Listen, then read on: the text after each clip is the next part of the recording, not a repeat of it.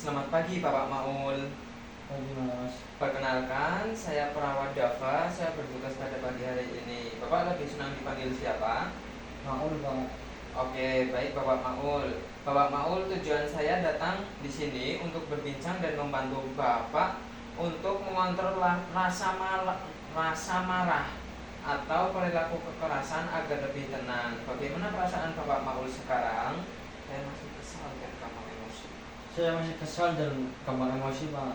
Jadi Bapak Maul merasa marah dan sulit mengendalikan emosi ya.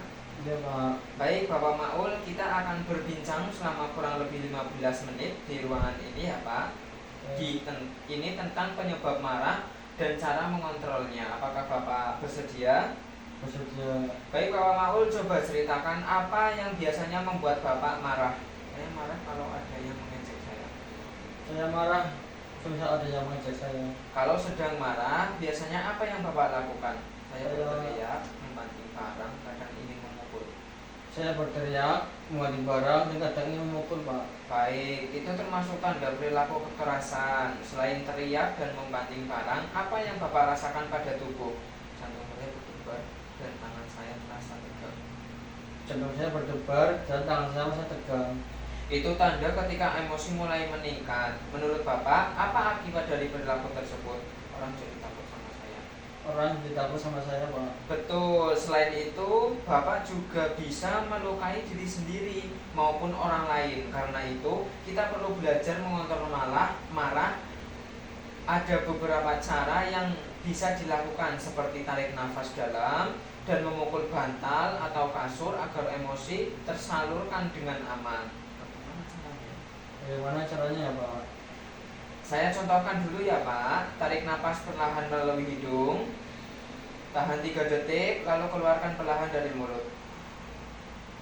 Coba Bapak bisa ulangi. Tarik nafas dalam hidung, tahan selama 3 menit, 3 detik. Anjing. Ulangi. Saya contohkan dulu ya Pak ya. Tarik nafas perlahan melalui hidung, tahan 3 detik, lalu keluarkan perlahan dari mulut. Bapak coba bisa praktekkan. Tarik nafas melalui hidung, tahan 3 detik, kemudian keluarkan melalui mulut. Ya, bagus sekali Bapak Maul. Coba lakukan sebanyak 3 kali Pak. Lagi. 1 kali lagi Pak. Bagaimana perasaan Bapak setelah latihan tersebut? Oke, bagus Pak. Kalau masih marah, Bapak juga bisa memukul bantal atau kasur, bukan orang ataupun barang yang di sekitarnya. Baik, saya akan mencoba. Baik, saya akan mencoba. Bagus sekali Bapak Maul. Sudah mau belajar mengontrol emosi. Nanti Bapak Maul juga bisa mengikuti kegiatan harian di ruangan supaya pikiran lebih tenang. Bapak Maul, bagaimana perasaan Bapak setelah kita berbincang dan latihan tadi? Saya merasa lebih tenang. Saya masih lebih tenang. Baik, tadi Bapak Maul sudah mampu menyebutkan penyebab marah, tanda-tanda saat marah, serta mempraktekkan tarik napas dalam dengan baik. Iya Pak.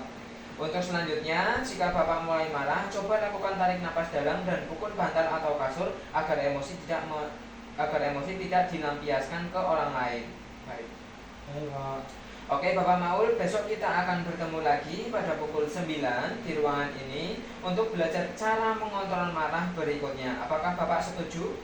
Setuju. Baik Bapak Maul, terima kasih atas kerjasamanya. Baik Pak. Oke, sip.